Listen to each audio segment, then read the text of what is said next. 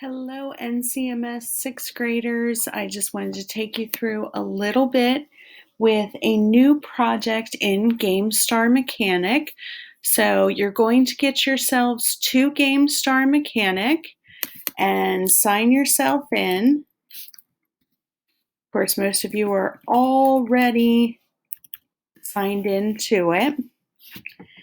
And to remind you of where you're going, we're going right into your workshop, not the quest, the workshop. Even if you haven't finished the quest, you still need to do your project.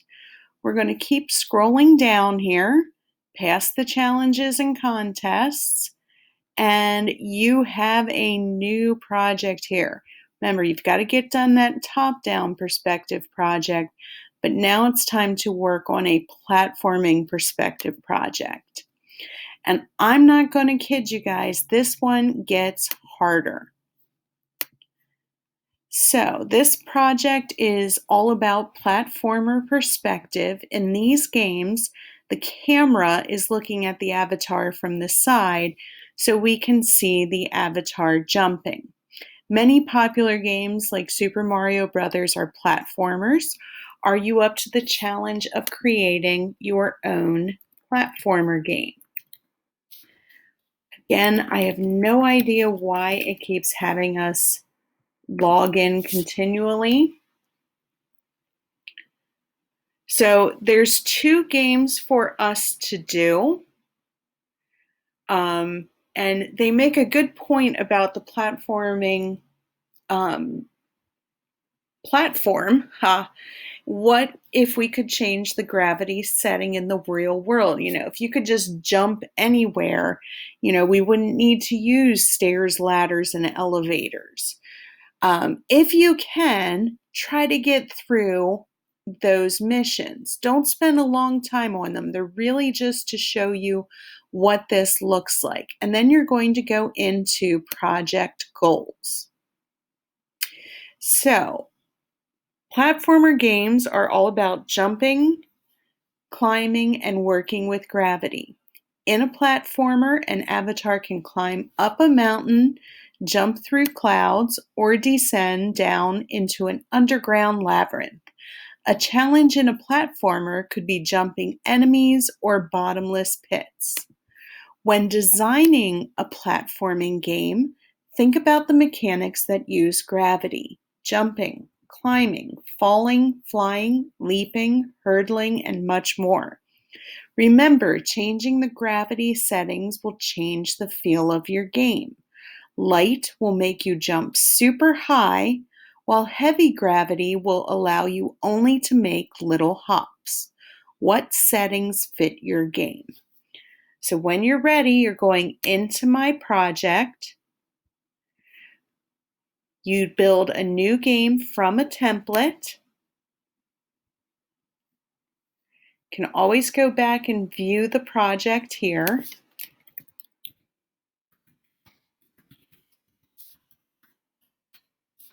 Okay. And you'll get into your editing screen to build your own game. So the design requirements, we've supplied you with a simple set of goals, rules, space, components, and mechanics in a game.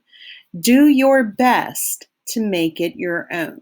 We're going to click on Build Game. You only need to create one level of the game. If you want to create more, that's absolutely fine. And like in your last game, they give you lots of different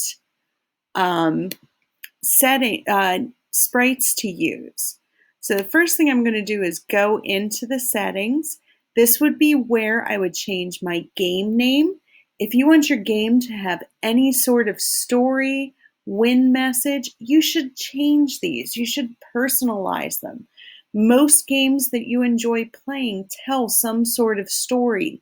I always use Super Mario Brothers as an example, but your job is to rescue Princess Peach, and all the different dialogue throughout it has to do with that.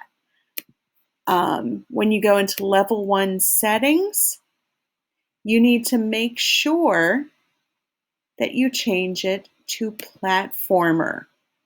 This is where you can adjust your gravity. Remember, if your gravity is low, or if your gravity is heavy, you're only going to be able to make little tiny hops.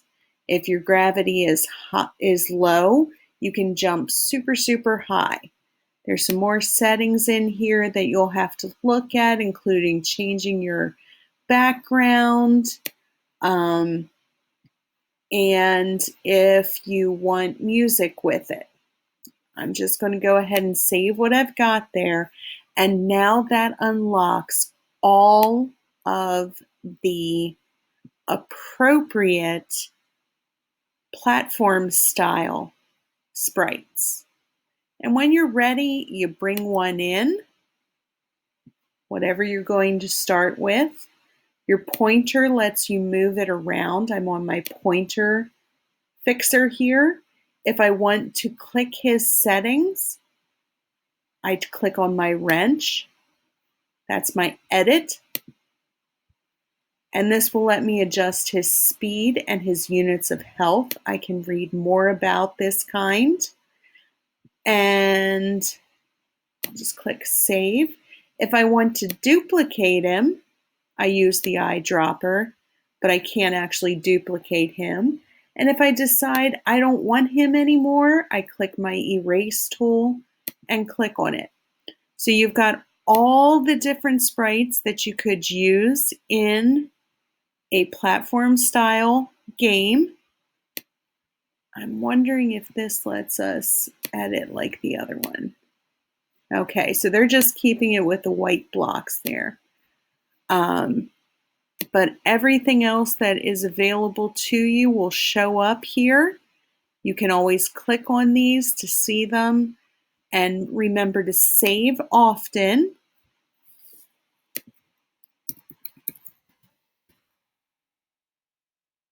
You'll need to play through your game when you are done. And then you'll need to click, submit when you have finished everything. So there's a lot to do in this. Again, you can always come back to these settings, but that is what you guys are working on for the next couple weeks. If you have any questions, please contact me, and I can't wait to see what you guys make with these platform style games.